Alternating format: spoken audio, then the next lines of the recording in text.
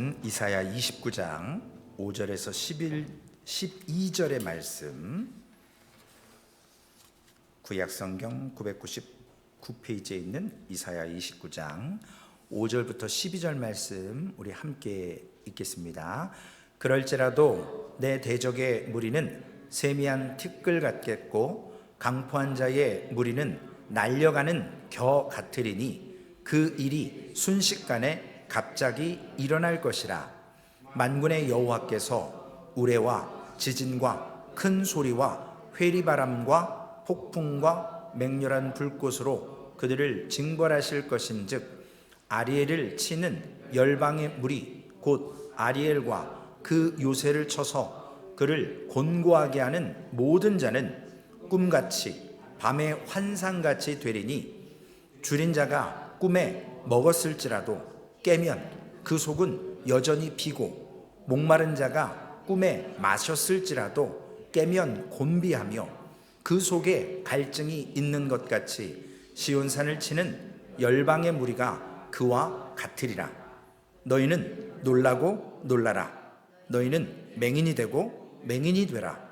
그들의 취함이 포도주로 말미암음이 아니며 그들의 비틀거림은 독주로 말미암음이 아니니라. 대저 여호와께서 깊이 잠들게 하는 영을 너희에게 부어주사 너희의 눈을 감기게 하셨음이니 그가 선지자들과 너희의 지도자인 선견자들을 덮으셨음이라. 그러므로 모든 세계가 너희에게는 봉한 책의 말처럼 되었으니 그것을 글 읽는 자에게 주며 이르기를 그대에게 청하노니 이를 읽으라 하면 그가 대답하기를 그것이 봉해졌으니 나는 못 읽겠노라 할 것이요 또 그 책을 글 모르는 자에게 주며 이르기를 그대는 청하노니 이를 읽으라 하면 그가 대답하기를 나는 글을 모른다 할 것이니라. 아멘. 오늘 슬픈 아리엘 두 번째 시간으로 지난주 말씀을 잠시 우리가 되새겨보고 두 번째 시간을 갖기를 원합니다. 아리엘이라고 하는 말은 예루살렘을 의미하는데 정확히 에스겔 43장 15절 말씀에 보면 번제단을 히브리어로 아리엘이다 라고 기록하고 있습니다. 즉 슬픈 아리엘이다 라고 하는 것은 번제단의 기능이 죄를 사하는 유일한 예루살렘의 목적이고 하나님이 세우신 이유인데 그 목적을 상실한 겁니다. 번제단이 더 이상 사람들이 죄를 회개하고 용서함 받는 곳이 아니라 이제는 예루살렘이 타락하고 슬픈 아리엘처럼 예루살렘의 기능이 상실된 거예요. 아수르의 대국의 침략을 받고서도 군사력이 있어서 살아난 게 아니라 아직까지 예루살렘의 예배의 기능이, 교회의 기능이, 그리고 죄를 고백하면 하나님이 용서해 주는 그러한 번제단의 기능이 있었는데 이제는 예루살렘 사람들이 인본주의로, 자기 중심으로, 자기 생각으로 저들이 살았기 때문에 결국은 자기 자신을 믿음으로 말미암아 이러한 슬픈 번제단이 돼서 번제단의 기능을, 예루살렘의 기능을, 교회의 기능을 감당하지 못했다. 그래서 이사야 선지자는 예루살렘을 바라보며 슬픈 아리엘이다 라고 말했습니다. 오늘은 이 예루살렘, 믿지 않는 이방 사람들은요 어차피 하나님 앞에 얻어 터질 것이고 멸망할 것인데 믿는 사람이 범죄하면 하나님이 누구를 통해서 심판하실 건가? 바로 주변에 있는 악한 나라들을 동원해서, 즉 예루살렘은 멸망받아야 되고 슬픈 아리엘로 전락했기 때문에 이들을 치리할 사람이 하나님이신데 하나님이 직접 하지 않고 오늘 예루살렘을 치게 하는 적들을 하나님이 불러들이십니다.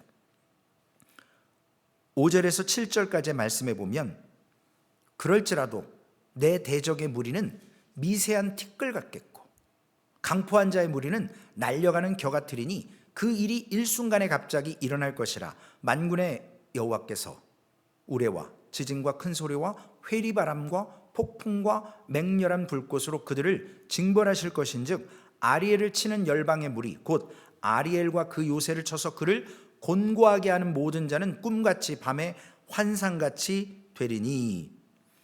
하나님께서 예루살렘을 포위시키고 아리엘을 포위시켜서 이제 거의 죽게 되는 것이 누구의 손에 있냐면 하나님의 손에 있다라는 거예요.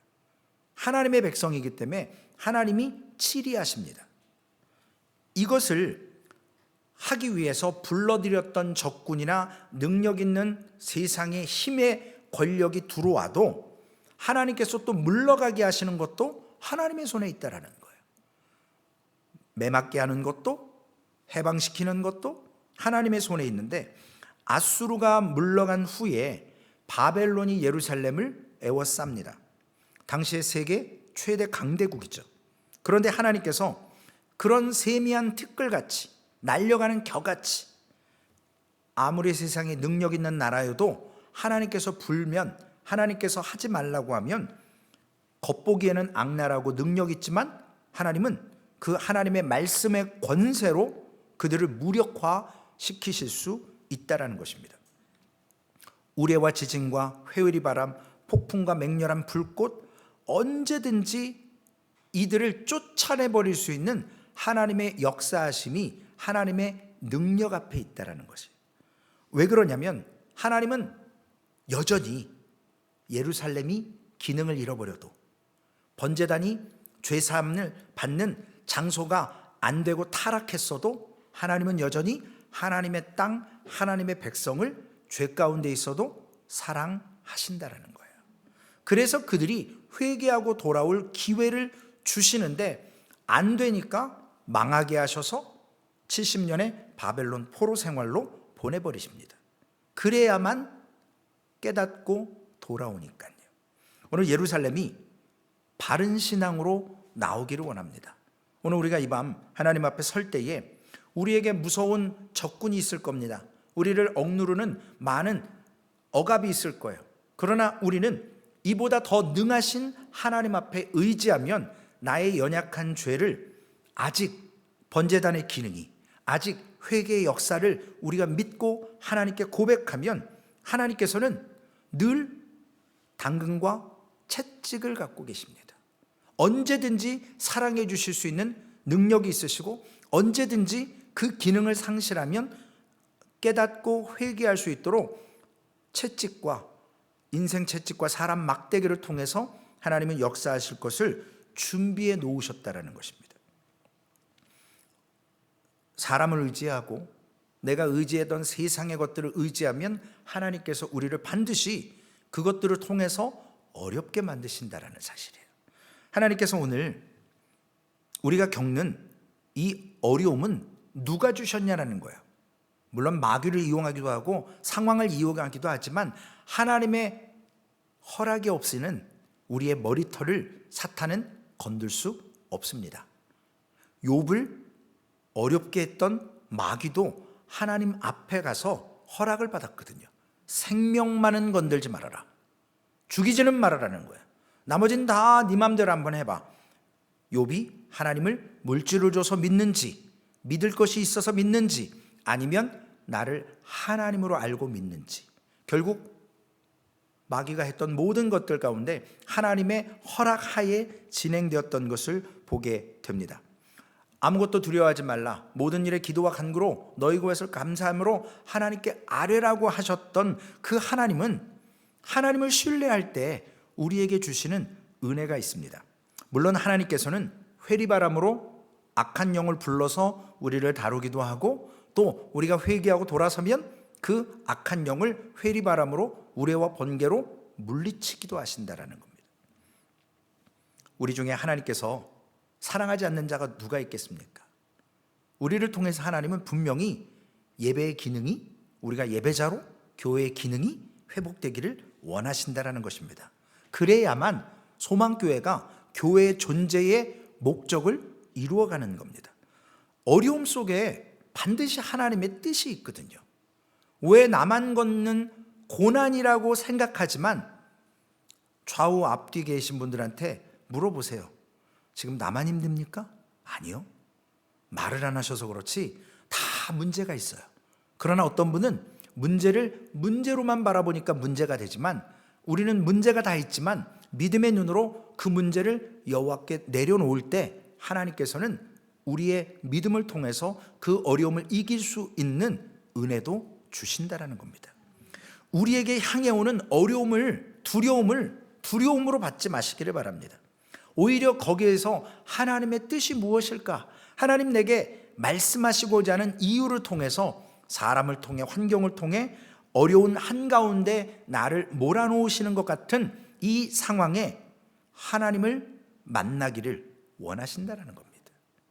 그곳에서 만나는 하나님은 한 번의 호령으로 우리의 문제를 싹 씻어주실 수도 있고, 우리가 교만하면 한 방의 호령으로 우리의 모든 우겨쌈을 당하게 만드시는 분이시라는 겁니다. 오늘 본문 말씀에 보니까 모든 자는 꿈같이 밤의 환상같이 되리니. 여러분 악몽 꾸신 적 있지 않습니까? 막 꿈속에서 컨트롤이 안 될 때 막 이렇게 꿈을 꾸고, 우리 지금 병원 갔다 오신 분 그저께도 저한테 막 악몽을 꾸셨다고 얘기를 하세요. 그래서 꿈은 꿈입니다. 꿈에 잡히지 마세요.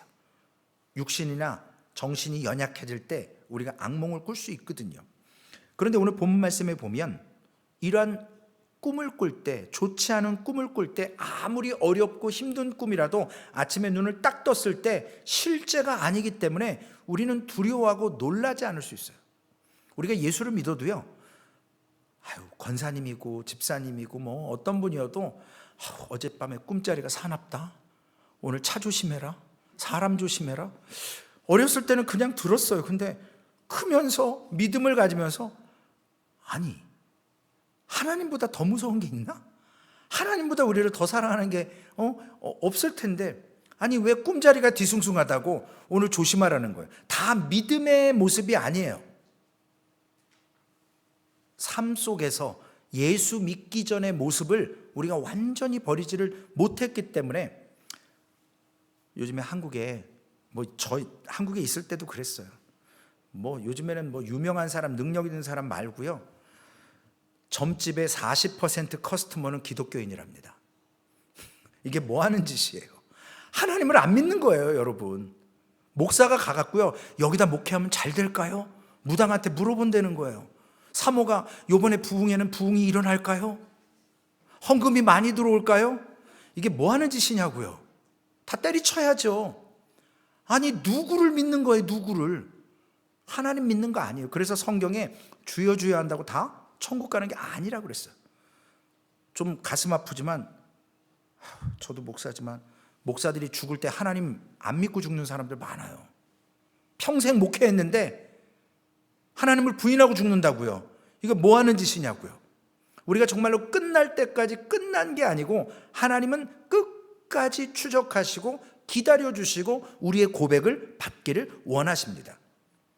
좀 불편하지만 한편 강도처럼이라도 진짜 꼴까닥하기 전에, 죽기 전에 예수 그리스도 영접해야 되지 않을까요? 그 방금 전까지 예수님 막 그냥 뭐라고 이래놓고 너나 나나 뭐 똑같지 같은 십자가에 죽는 이런 악인인데, 이러다가 나를 불쌍히 여겨주소서 했을 때 주님이 불쌍히 여겨주셨어요. 오늘 내가 나와 함께 낙원에 있으리라. 좀 부끄러운 구원이지만 구원받아야 될 거 아닙니까? 오늘 8절 말씀에 보면요, 줄인 자가 꿈에 먹을지라도 깨면 그 속은 여전히 비고, 말씀이 있죠. 이게 무슨 말씀이에요? 평상시에 굶어요. 막 음식을 먹고 싶은데 물질이 없어서 막 굶다가 꿈속에서 막 잔치집에 갔어요. 아주 그냥 배 터지게 먹었어요. 막 닭다리 뜯고 막 먹었는데 눈 딱 떠보니까 꿈이에요. 배가 부릅니까? 꿈이라고요. 오늘 꿈속에서 아무리 환상적이었고 아무리 재미있었고 아무리 능력 있는 일을 했어도 눈을 딱 뜨고 현실에 왔을 때 서운한 거거든요. 꿈속에선 그랬는데, 오늘 우리가 정말 하고 싶은 거, 꿈속에서 꿈속에서라도 한번 이루어보고 싶다라고 우리가 이렇게 가끔 말하는 적은 있지만, 꿈에서 깨면요 아쉽잖아요. 오늘 예루살렘을 공격하는 사람들이 얼마나 신났겠어요. 야, 이 하나님의 백성들이라고 했는데 꼴 좋다, 예루살렘을 막 짓밟습니다. 성전을 막 때려 부십니다. 그러면서 우리 신이 더 능력 있는 신이야 라고 막 이러고 있을 때 하나님께서 그래, 회개해야 되니까 마음껏 짓밟고 마음껏 예루살렘을 회파하고 무너뜨려 봐라.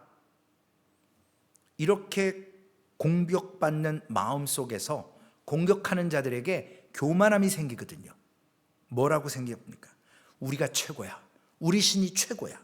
그런데 그렇게 망하게 하고 무너뜨리고 짓밟았지만 저들의 마음속에는 평안이 없어요.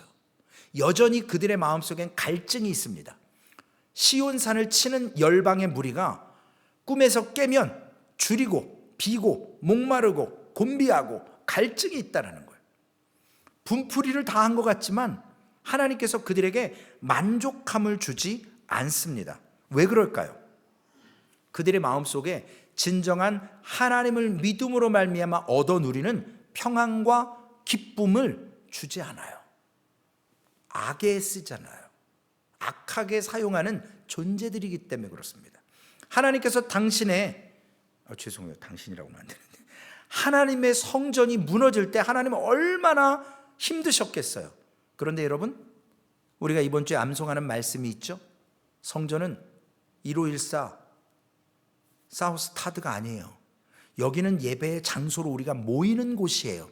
진정한 교회는 우리 심령이잖아요. 우리 한 사람이잖아요. 그래서 예루살렘 성전이 짓밟아지는 것 하나님 편에서는 그렇게 큰 문제 아니에요. 회개하고 돌아오기 위해서 하나님은 성전이라도 무너뜨린다고요.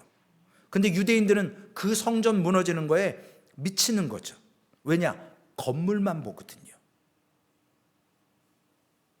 오늘 예루살렘에 자기들의 교만으로 징계받았던 이스라엘 백성들, 그리고 그 징계를 통해서 쓰임받았던 악인들에게도 불행이 찾아옵니다. 왜냐? 양쪽 다 무너뜨리면서 교만했고 스스로 무너지면서 교만을 통해서 무너지는 거거든요. 우리가 아무리 나 잘났다고 해봐야 하나님 앞에서 우리가 드러내고 자랑할 게 뭐가 있습니까? 하나님께서 우리를 불쌍히 여겨 주시지 않으면, 우리는 교회의 기능으로서 우리가 서지 못하면 하나님 앞에 언제든 얻어맞을 각오를 해야 되는 거거든요. 하나님께서는 교회를 통해서 악한 사람과 상황을 통해서 채찍하십니다. 소망교회에 하나님께서 교회로서의 사명을 감당할 수 있도록 우리가 슬픈 성도가 되면 안 되지 않겠습니까? 우리가 회개하지 못하는 영혼 되면 하나님 얼마나 슬프시겠습니까? 진정한 교회로서 우리가 설 수 있도록 우리가 회개할 수 있는 믿음이 있어야 되고요, 하나님께 온전히 맡겨드리는 그러한 믿음이 있어야 되지 않겠습니까? 예루살렘에 멸망되면서 예루살렘에서 건질 것은 아무것도 없었습니다. 다 포로로 잡혀갔고 정말 아무런 내세울 것 없는 그런 비천한 사람들만 예루살렘에 남아 있었습니다. 거기에서 가져갈 것도 없었고 완전히 망했을 때 모두가 하나님의 것이었지만 사용할 수 없는 곳이 됐습니다. 이제는 예배의 성전이라고 하는 것을 찾아볼 수 없을 정도로 모든 것이 불타버렸고 모든 것이 무너져 버렸습니다. 철저하게 고통을 안겨줬고 하나님께서 교만으로 무너지게 하셨습니다. 그런데 오늘 9절 말씀에 보니까 이토록 무너지게 되고 무력하게 된 이유는 뭐냐면, 너희는 놀라고 놀라라. 너희는 맹인이 되고 맹인이 되라. 그들의 취함이 포도주로 말미암음이 아니며 그들의 비틀거림이 독주로 말미암음이 아니니라. 여러분, 맹인도요 완전히 안 보이진 않는데요, 안 보이는 사람이 있지만 희미하게 사람의 형상은 보이는 분은 또 있대요. 우리가 막 이렇게 글을 못 읽어서 그렇지 그냥 뿌옇게, 그러니까 맹인으로서 이렇게 취급을 받는 거예요. 그런데 맹인이 되고 놀라고 놀라라는 말은 어떤 의미가 있냐면, 우리가 완전히 정신줄을 놓쳐 세상 말로 미치면 사리분별을 못 하잖아요. 이게 음식인지 이게 못 먹을 건지 구별을 못 하잖아요. 그러니까 뭐 아무 데서나 그냥 막 짐승처럼 뒹굴고 뭐 머리다 핀 꽂고 뭐 이렇게 옷을 입었는지 안 입었는지 막 다녀도 창피한 게 없어. 왜요? 정신이 온전하지 않으니까요. 미치면 그런 거예요. 부끄러움이 없다니까요. 아무 데서나 뭐 화장실 쓰고 뭐 이래도 전혀 개의치 않아요. 왜냐? 정신이 없기 때문에. 맹인은요, 그냥 뿌옇게 보이는 게 아니라 완전히 맹인대라는 거예요. 지금 예루살렘의 멸망을 통해서 저들에게 하나님이 말씀하시는 것은 이 끔찍한 일을 쳐다도 보지 말라라는 거예요. 완전히 무너지는 거기 때문에. 놀라고 완전히 놀라서 저들의 마음이 이런 끔찍한 일이 벌어지고 있는 것을 보지 않음으로 말미암아서 니들 마음 편해져라 라고 하는 그런 식인 거예요. 그런데 지금 예루살렘에 마음이 편한 자가 있을까요? 망한데 그들이 비틀거려요. 근데 술 취해서 포도주 때문에 비틀거리는 게 아니라잖아요. 뭐 때문에 비틀거립니까? 하나님께서 그 마음에 어두움을 줘서 분간을 못하게 하는 거예요. 우리가 정말 암흑이 딱 되고 암전이 여기 되면 물론 의자가 대충 어디에 있는지 놓여 있는지는 알겠지만 더듬더듬 거려야 되잖아요. 빛이 없으니까. 예루살렘의 멸망을 통해서 그들에게 하나님께서 마음을 어둡게 해버렸어요. 그래서 10절 말씀에 보면 대저 여호와께서 깊이 잠들게 하는 영을 너희에게 부어주사 너희의 눈을 감기셨음이니 그가 선지자들과 너희의 지도자인 선견자들을 덮으셨음이라. 여러분 안 졸리세요? 볼을 한번 깨물어 보시고 허벅지를 한번 꼬집어 보세요. 안 아프면 병원 가야 돼요. 안 아프면.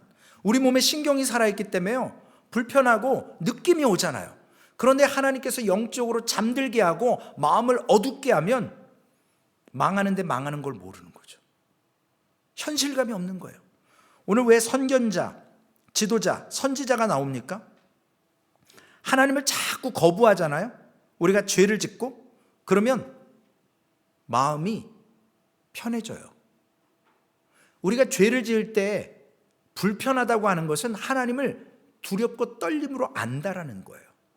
근데 지금 망해가고 문제가 있는데 어려움을 감지 못하면 지금 저기서 막 차가 날라와서 나를 덮치려고 그러는데 그냥 사탕 빨아먹고 정신없는 사람은 그냥 그러게 있죠. 근데 지각이 있는 사람은 피해야죠. 근데 그렇게 피하지 못하도록 하나님께서 그들을 정상적이지 않도록, 하나님의 관계와 나와의 관계가 올바르지 못하기 때문에 이걸 느끼지 못하는 거예요. 그러나 하나님과 나와의 관계가 올바른 사람들은 조금만 시선이 잘못되고 민감하게 느껴지면 불안해지는 거거든요. 회개하는 거거든요. 근데 그 장치를 하나님이 오프시켜버려요. 느끼지 못하게, 피하지 못하게. 신경이 살아있다는 건 건강하다라는 거예요.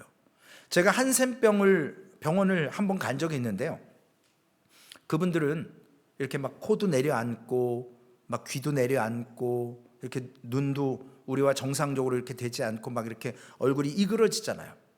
그리고 그분들의 제일 고통스러운 게 뭐냐면 외형적인 변형도 있지만 몸에 어떤 상처가 나고 잘림이 있고 그래도 고통을 느끼지 못해요. 몸에 그런 마비들, 감각들이 다 죽어요. 그게 무서운 거거든요. 우리에게 오늘 하나님 앞에서의 관계가 엄청난 재앙 앞에서 아무런 반응이 안 되고 감흥이 없으면 우리는 이미 영적으로 죽은 거나 다름없어요. 육적으로 죽은 거나 다름이 없습니다. 하나님께서 버리기로 작정하시면 이러한 모든 감각과 이러한 느낌들을 다 없애버려 주신다라는 거예요. 철저하게 무너지도록. 심지어는 선지자들, 선견자들 누굽니까? 예언하고 환상을 말하는 사람들이에요. 하나님의 말씀을 전하는 사람이죠. 그런 말씀을 들어도요, 눈을 감아버리고 귀를 닫아버리는 거예요. 하나님이 왜 이렇게 하실까요? 믿음이라는 것은요, 고정적이지 않아요. 딱 한 군데에 있는 게 아니거든요. 하나님의 말씀은 운동력이 있다고 그랬어요. 좌우의 날쌘 검과 같다고 그랬습니다. 그래서 우리의 심령과 골수를 쪼개고도 남을 수 있는 말씀이라고 그랬어요. 이런 말씀이 박물관에 전시해 놓는 것처럼 떡하니 여기다 놓고 하나님 여기서 꼼짝 말고 계세요. 나는 저희 가서 죄 좀 짓고 올게요. 이거하고 분리될 수가 없거든요. 예수 그리스도를 영접하면 말씀이 깨달아져야 되고요. 말씀을 붙잡아야 되고요. 어려울 때 하나님께 간구해야 되고 하나님께서 우리의 영적인 눈도 열려져서 육의 눈으로 바라보는 것이 아니라 하나님의 말씀을 사모하고 말씀을 알아가게 하세요.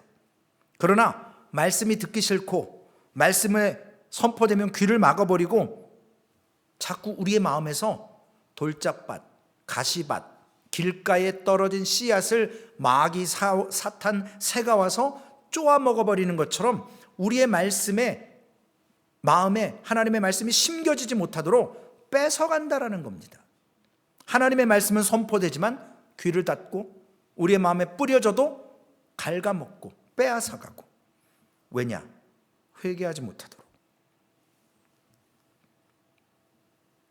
어린아이들이 밥을 잘 안 먹으면 부모님들이 쫓아다니면서 막 이렇게 먹여요. 근데 진짜 좀 굶겨놓으면 밥 달라고 그러거든요. 먹기 싫다고 하는 애들에게 자꾸 먹이려고 그러면 이 아이들이 나중에 입안에 밥알을 물고 있다가 충치도 생기고요. 좋지 않은 습관이 있어요. 그래서 복음도 마찬가지예요. 이 복음도 유대인들이 갖고는 있었지만 받아들이지 않으니까 결국 하나님께서 뺏어서 디아스포라 시켜서 이방 땅으로 이방 사람들에게 복음이 전해져서 결국 우리가 이방인이지만 믿고 있지 않습니까? 이제 며칠 안 남았습니다. 사흘 남았어요. 제가 가는 것도 아닌데 제가 막 심장이 떨린다니까요. 하루하루가 진짜 주님 이거 어떻게 해야 돼요? 하나님, 기도밖에 없어요. 제가 오늘 사탄 짓을 했지 않습니까? 성도님에게 전화해서 교회로 저녁 드시러 오시죠. 그리고 전화를 드렸더니 오시겠대요. 그래서 오시나 보다 그랬더니 전화가 오셨어요. 못 갑니다, 목사님. 그래서 왜요? 그랬더니 사실은 내가 먹었다고 얘기했지만 금식이시래요. 그래서 주여, 목사가 마귀짓 했습니다. 용서하세요. 그리고 오지 마십시오. 안 오시겠다 그래서 끊습니다. 믿음으로 기도하시잖아요. 우리가 하나님 앞에 이러한 영적인 잠들음을 갖지 않도록 깨어있고 사모함으로 간절함으로 하나님 앞에 서야 되죠. 여러분, 오늘날 얼마나 좋은 설교들이 많습니까? 저도 가끔 유튜브에 제가 좋아하는 목사님들 자주는 못 듣지만 이렇게 들으려고 막 뭐 하나 단어 차면 몇백 개가 떠요. 누구 걸 들어야 될지 모를 정도로. 그런데 그런 홍수인 설교 속에서도 사람들의 갈증을 해소하려는 마음이 없어요. 그 뻔한 설교, 뻔한 내용, 그렇게 살으라고? 나는 아직 아니야. 선지자나 선견자의 눈을 다 덮어서 아무도 하나님의 말씀을 깨닫지 못하게 하는 이유가 뭐냐면 오늘 본문 결론의 말씀 11절 12절 말씀에 있습니다. 그러므로 모든 계시가 너희에게는 봉한 책의 말처럼 되었으니 그것을 글 아는 자에게 주며 이르기를 그대에게 청하노니 이를 읽으라 하면 그가 대답하기를 그것이 봉해졌으니 나는 못 읽겠노라 할 것이요 또 그 책을 글 모르는 자에게 주며 이르기를 그대에게 청하노니 이를 읽으라 하면 그가 대답하기를 나는 그를 모른다 할 것이니라. 하나님의 말씀을 좋아하지 않는 자에게는요 말씀이 닫혀져 있어요. 목사님 요번에 세족식, 세례식, 그 다음에 안수식 있으시거든요. 근데 저는 그 중에 제일 지금 막 마음에 와닿으면서 많이 기도하는 게 노방전도예요. 이거는 복골복이거든요. 누가 걸릴지 아무도 몰라요. 이 사람이 믿을지 저 사람이 믿을지 몰라요. 그러나 목사님과 사모님과 선교팀이 노방전도라며 복음을 전할 때 하나님께서 믿기로 작정된 자, 택함 받은 자, 또 혹은 하나님을 알지 못하지만 그 말씀을 듣고 마음에 깨달음이 와서 믿기로 원하는 사람들을 만나고 그들이 열매가 되면 놀라운 역사 아니겠습니까? 세례받는 사람이나 세족식 하는 분이나 안수 받는 분은 이미 믿은 분이에요. 그러나 이분들은 더 큰 일들을 할 수 있도록 이제 예식이 진행될 것이고, 의료 선교를 통해서, 노방전도를 통해서, 어른과 어린이 사역, 성경학교 이런 것들을 통해서 좀 더 하나님의 말씀을 듣고자 하는 자들, 알지 못하는 자들에게 선포되어서 깨달아져야 되는데, 봉안책을 딱 묶어놓고요, 이거 읽으라고 글 아는 사람에게 줘봐야 봉해졌는데 어떻게 읽어요? 그러니까 글 모르는 사람한테 주면 봉해진 게 문제가 아니라 나는 글을 못 읽는다는 거예요. 이것이 하나님의 말씀을 열지 않는 자들이 있다는 겁니다. 열려지는 자도 있고요. 하나님께서 말씀을 전적으로 선포하실 때 어린아이처럼 있는 그대로 받아들여야 된다는 거예요. 말씀에 의심이 있어서는 안 돼요. 그건 내 연약한 모습이에요. 하나님은요, 능치 못할 일이 없으십니다. 어제 마태복음, 우리 목요일마다 성경 공부하시잖아요. 마태복음 14장에 오병이어의 기적이 나오지 않습니까? 빌리처럼 계산하고 이 사람들 5,000명 이거 먹이려면 돈이 몇백 데나리온이 필요한데 계산은 빨라요. 죄송합니다. 입만, 머리만 굴러요. 몸은 안 움직여요. 그러나 안드레 같은 제자는 어떻게 합니까? 어린아이의 그 작은 도시락 들고 있는 것이라도 어린아이를 데리고 주님 앞에 와요. 그게 우리가 할 일이라고요. 우리가 주님 앞으로 작은 마음을 갖고 작은 정성을 갖고 있는 그 소스를 갖고 왔을 때 눈에 보기에는 작아요. 어른도 못 먹어요.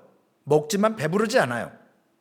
그러나 그게 주님의 손에 얹어졌을 때 주님이 축복하시고 축사하시고 주님의 손에서 떼어서 제자들 손에 나눠지면 5,000명이 먹는다고요. 어른한 사람이 먹을 게 아닌데 12광주리가 남는다고요. 처음 꽃보다 나중이 더 커져요. 우리의 작은 믿음이 하나님 앞에서 기도로 드려지고 합력해서 드려지면 우리 선교를 위해서 기도할 때요, 놀라운 역사가 일어날 거예요. 우리는 경험 못합니다. 안 가는 사람은 몰라요. 힘들지만 목숨을 걸고 하시지만 가셔서 살아계신 하나님의 역사를 바라보는 그 감동과 감격이 있으시기 때문에 죽으면 죽으리라고 가시는 거예요. 저는 믿음 없어서 못 갈 수도 있어요. 두 딸이 말리면 그래 여기가 좋사오니, 저는 솔직히 그래요. 저는 담대하게 못 갈 것 같아요. 제 믿음은 그 정도 수준밖에 안 돼요. 솔직히 말씀드리면. 그런데요, 하나님은 그 헌신을 통해서 역사하십니다. 작은 헌신을 통해서 역사하세요. 여러분, 우리가 좀처럼 우리의 삶에 뿌리 뽑히지 않는 우리의 쓴뿌리가 있지 않습니까? 죄성이 있지 않아요? 그건 하나님의 말씀을 사모하고 들으면서 자꾸 나를 내려놓고 치료할 때 하나님께서 우리를 바른 아리엘, 바른 번제단으로, 바른 교회로 세우실 줄로 믿습니다. 진짜 설교하는 게 두려워요. 저 이렇게 못 살거든요. 어떻게 하면 좋으냐고요. 근데 매일 설교해야 돼요. 매일 성경 공부해야 돼요. 그렇게 못 살아요, 솔직히. 그러나 하나님께서는 최진 목사야 너 100% 성경대로 살아라, 그걸 요구하시는 게 아니에요. 너의 헌신의 마음, 자세와 태도, 네 마음을 갈아엎는 기경의 모습을 가지면 하나님께서 씨를 뿌리시고 자라게 하시는 건 하나님이시라는 거예요. 그 일은 하나님이 하실 거예요. 여러분, 어려움을 주실 때 하나님께서 당장 우리에게 물러나게 할 수 있는 큰 지진과 우레와 회오리가 하나님께 예비되어 있습니다. 우리가 믿음으로 선포하며 하나님께 맡기면 하나님이 일하십니다. 우리 눈앞에 있는 상황을 통해서 두려워하지 마시라고요. 여호와께 맡기세요. 어떻게 하면 나의 이 작은 순교가, 나의 이 작은 겨자씨와 같은 믿음이 하나님 손에 들려질 때, 주님 앞에 내어놓을 때 주님은 거목이 되고 짐승들과 새들의 깃들이는 그러한 나무로 세워주신다는 겁니다. 우리의 작은 믿음이 어디에 쓰일까를 우리가 점검해 봐야 됩니다. 오늘 이 설교의 단도 슬픈 설교의 단이 되지 않기를 저는 기도합니다. 슬픈 목사 되면 안 되잖아요. 슬픈 소망교회 되면 안 되잖아요. 하나님께서는 우리 작은 선교를 하나님께 드릴 때 하나님은 큰 선교로 우리에게 갚아주실 거라는 거예요. 하지만 절대로 작은 믿음을 포기해서는 안 됩니다. 빌립은 그랬을 거예요. 안드레가 어린아이 손잡고 그 조그만 오병이어 들고 왔을 때 아유 저 어리석은 사람 200데나리온 있어야 된다고 그거 갖고 누구 코에 붙여 내가 먹어도 배도 안 차겠구만. 이게 아니라 안드레는요 예수님이 제자를 부르실 때에도 형 내가 메시아를 만났어 한번 가보자. 그리고 딱 데려갔을 때 예수님이 너는 게바다 너는 베드로다 라고 이름을 지어주십니다. 형을 전도했어요. 예수님께 수제자를 전도했다고요. 베드로가 스스로 간 게 아니에요. 안드레 동생의 요청에 의해서 갔습니다. 여러분 초청하십시오. 여러분의 주변에 믿지 않는 영혼들을 초청하시고 말씀의 자리로 초청하시고 여러분들이 슬픈 소망교회 되지 않고 슬픈 믿음의 사람 되지 않고 슬픈 목사 되지 않도록 슬픈 강단 되지 않도록 우리가 하나님의 말씀 앞에서 완벽한 삶을 원하시는 것이 아니라 하나님은 끊임없이 나는 연약합니다. 나는 부족합니다. 그러나 하나님을 의지합니다. 그 하나님이 오늘도 역사하셔서 우리에게 처음보다 나중에 더욱더 능력 있도록 은혜가 있도록 붙들어 주실 줄로 믿습니다. 이제는 그만 슬픈 아리엘이 되도록 우리는 기쁨과 감사로 작은 헌신이지만 작은 믿음이지만 하나님 앞에 드리는 소망교회 되어서 주님의 손에 맡겨졌을 때 하나님께서 우리를 더욱더 귀하고 하나님이 사용하실 만큼 쓰실 수 있도록 우리는 하나님 앞에 드려지는 삶이 되시기를 주님의 이름으로 부탁을 드리겠습니다. 기도하시겠습니다. 하나님 감사합니다. 이 땅이 아버지 하나님 죄악으로 관영하고 아직 공중권세 잡은 악한 사단의 영으로 말미암아 아버지 하나님 우리가 공격받고 있습니다. 우리의 마음은 늘 우리의 육신의 본성에 따라서 아버지 하나님 불평과 불만 속에 있습니다. 그러나 하나님 오늘 말씀을 통해서 하나님의 백성들이 하나님의 그 사명을 감당하지 못하면 번제단이 죄를 사하는 기능을 감당하지 못하면 예루살렘의 예배가 아버지 하나님 온전한 예배가 되지 못하면 하나님은 더 이상 아수르를 이기게 하셨지만 블레셋은 이기지 못하게 하셨습니다. 하나님께 능력이 있는데 우리가 교만하여서 나의 능력인 줄 알고 나의 뜻으로 나의 행위로 하나님 일하려 했던 그 악한 마음을 주님 내려놔야 될 줄로 믿습니다. 그래서 오늘 주신 아버지 하나님 슬픈 아리엘이 아니라 슬픈 교회 되지 않게 하시고 슬픈 성도 되지 않게 하셔서 하나님 전적으로 내게 작은 시간, 내게 작은 믿음, 내게 있는 작은 이 헌신을 주님 앞에 맡길 때 안드레가 어린아이를 데려온 것처럼 하나님 5,000명을 먹이고 12강주리가 남는 놀라운 역사를 아버지 하나님 작은 헌신을 통해서 하나님의 기적을 보게 하여 주옵소서. 이와 같이 안드레처럼 쓰임받고자 원합니다. 하나님 믿음으로 하나님 앞에 서기를 원하오니 오늘 이 밤 기도할 때 하나님 우리의 마음과 생각을 붙들어 주시고 아버지 하나님 선교를 앞두고 있습니다. 하나님의 강권적인 은혜로 주님 귀한 선교를 위해서 기도하게 하시고 우리 목사님과 사모님의 성령의 충만하심, 육신의 강건함, 그리고 가고 오시는 여종 속에 아버지 하나님 천군 천사가 호위하고 지켜주셔서 오직 예수는 그리스도다, 오직 복음이 선포되는 곳에 하나님 영광 받으시고 회개하고 돌아오는 영혼들이 있게 하여 주시옵소서. 마음의 상함과 근심과 걱정이 있는 성도들이 있습니다. 하나님의 위로가 필요합니다. 하나님 너희의 염려를 다 주께 맡기라 말씀하셨사오니 오늘 이 밤 우리의 마음에 있는 응어리를 주님 앞에 내어놓고 아버지 하나님, 나는 해결할 수 없습니다. 하나님의 어루만져 주심이 있기를 원합니다. 하나님, 하나님의 역사하심으로 주님 순종하고 따르겠사오니 주님, 나의 길 인도하여 주옵소서. 주님께 맡기는 은혜의 시간으로 아버지 하나님 응답받게 하여 주옵소서. 감사합니다. 우리를 구원하신 우리 주 예수님의 이름으로 기도 올리옵나이다. 아멘. 하늘에 계신 우리 아버지여, 이름이 거룩히 여김을 받으시오며 나라에 임하옵시며 뜻이 하늘에서 이루어진 것 같이 땅에서도 이루어지리다. 오늘날 우리에게 일용할 양식을 주옵시고 우리가 우리에게 죄 지은 자를 사하여 준 것 같이 우리의 죄를 사하여 주옵시고 우리를 시험에 들게 하지 마옵시며 다만 악에서 구하옵소서.